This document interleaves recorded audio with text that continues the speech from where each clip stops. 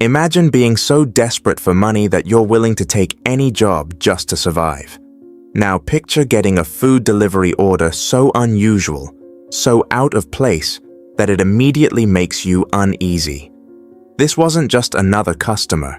It was someone powerful, someone mysterious, someone who would change her life in ways she never expected. Welcome to Stories of Hope, where we bring you real-life stories filled with struggle, resilience, and unexpected twists. Today's story is one you won't want to miss, so stay with us till the end. And before we begin, tell us, where are you watching from? Drop your country or city in the comments below. It was past midnight, and Sophie was drained. She had spent the whole day working at the diner, barely catching a break between shifts. But she couldn't afford to stop, not with rent coming up and bills piling on her table. To keep herself afloat, she had taken a second job delivering food. Tonight, something felt off. She glanced at her phone screen. The order was for an unusually large meal, paid entirely in cash, and the delivery address, a part of town that wasn't meant for people like her. Her boss had warned her, "If you ever get an order from Blackwood Heights, be cautious. That place is for the ultra-rich, and they don't like strangers."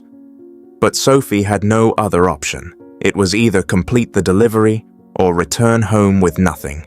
So, she pulled her thin jacket closer to her body and started her old, worn-out scooter. The address led her to a massive iron gate, lined with security cameras. Before she could even press the buzzer, the gate slowly creaked open. A wave of unease settled over her. Who was waiting for her inside?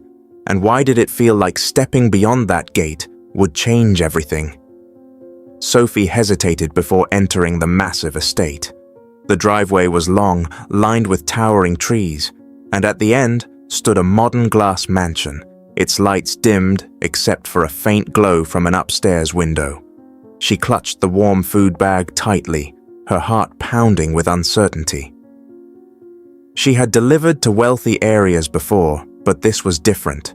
Something about this place felt off. As she approached the front door, it swung open before she could knock. A tall, well-dressed man stood before her. His suit looked expensive, but his face was shadowed with exhaustion. His piercing blue eyes locked onto hers, studying her carefully.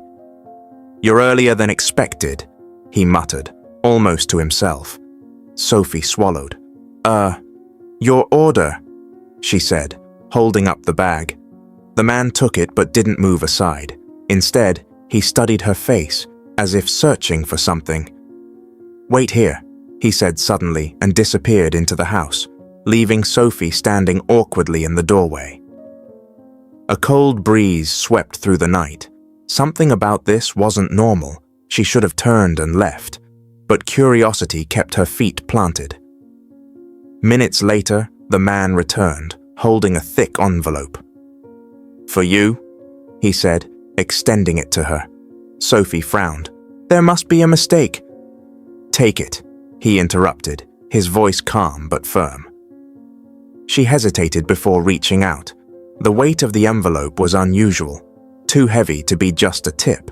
Her fingers trembled as she peeled it open slightly. Her breath caught in her throat.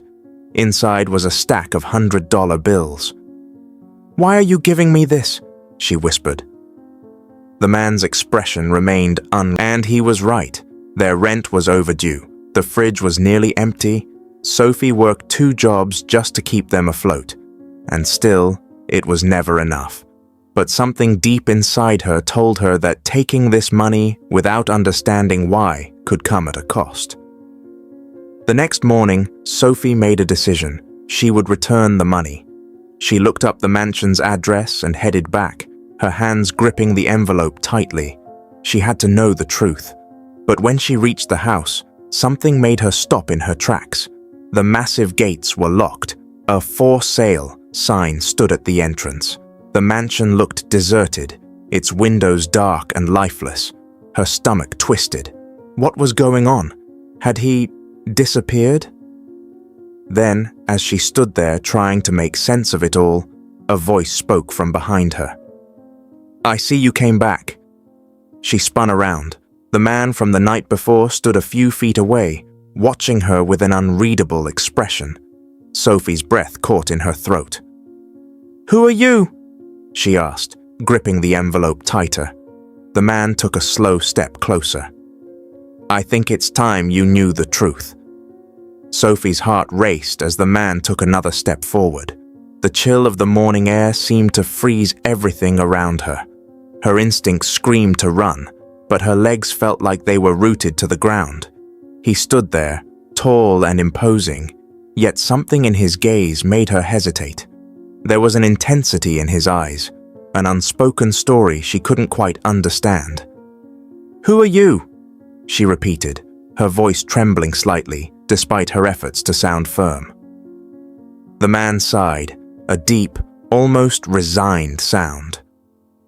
"My name is Nathaniel Winters, and the truth you seek is complicated." Sophie's mind raced. She had heard the name Winters before, the Winters Corporation, the multinational tech company that everyone had heard of. But that didn't make sense. How could this man be connected to them? Nathaniel looked around, then gestured for her to follow him. "Come inside. There's more to explain than I can say out here." Sophie hesitated, but her curiosity and the need to understand outweighed her caution. She followed him through the gates, past the large, ornate house that looked abandoned, and into a smaller, modern structure in the back. Inside, the atmosphere was different, sleek, clean, and full of expensive art and modern furniture. The contrasts between the mansion and this space felt jarring, like two different worlds occupying the same space. Nathaniel led her to a small sitting area and motioned for her to sit. Sophie reluctantly lowered herself onto the plush chair, still holding the envelope tightly in her hands. He sat across from her, his face shadowed by an unsettling mixture of exhaustion and something else, guilt. "I'm going to explain everything," Nathaniel said quietly, "but I need you to listen carefully." Sophie nodded, not sure if she was ready to hear the truth, but knowing she had to. "First, the money," he began, looking her in the eyes. "It's not a gift, it's not charity, it's a payment for a debt." Sophie frowned, confused. "A debt? To me?" "Not to you exactly," Nathaniel replied, his voice softening. "To your father." Her heart skipped a beat. Her father? The man she had lost when she was only a child. The man who had disappeared without a trace.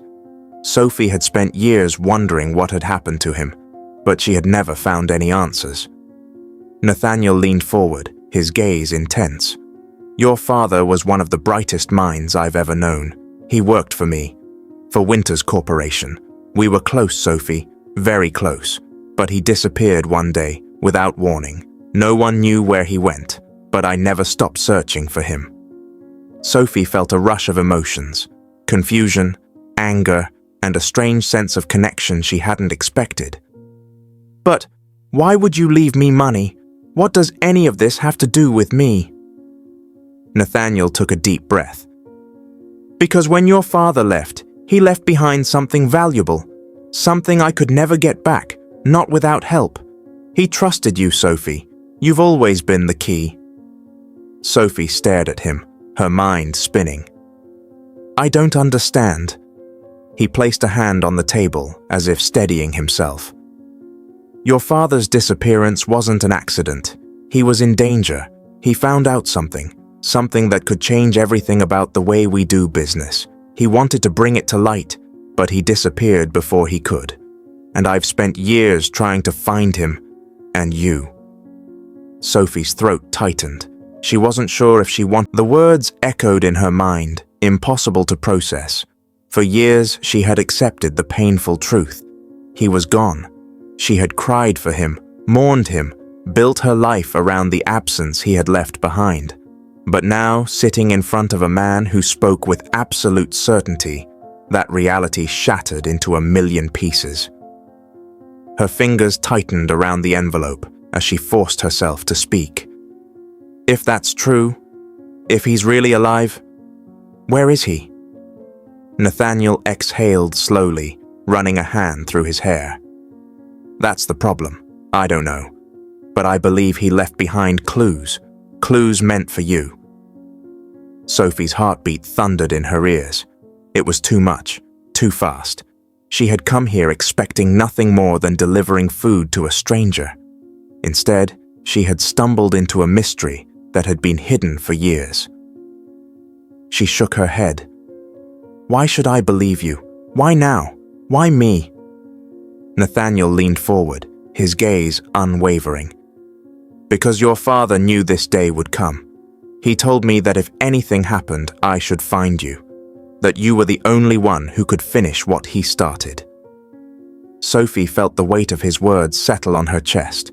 It didn't make sense, but deep down, something inside her stirred. An old feeling she had buried long ago. Hope. Nathaniel reached into a small drawer and pulled out an object, wrapped in a worn cloth. He placed it gently on the table in front of her and unwrapped it. Sophie gasped. It was a watch, old, scratched, but familiar. Her father's watch. Tears welled in her eyes as she reached for it, her hands trembling. She had seen this watch on his wrist every day of her childhood. She had held it in her tiny hands as a little girl, fascinated by the ticking sound.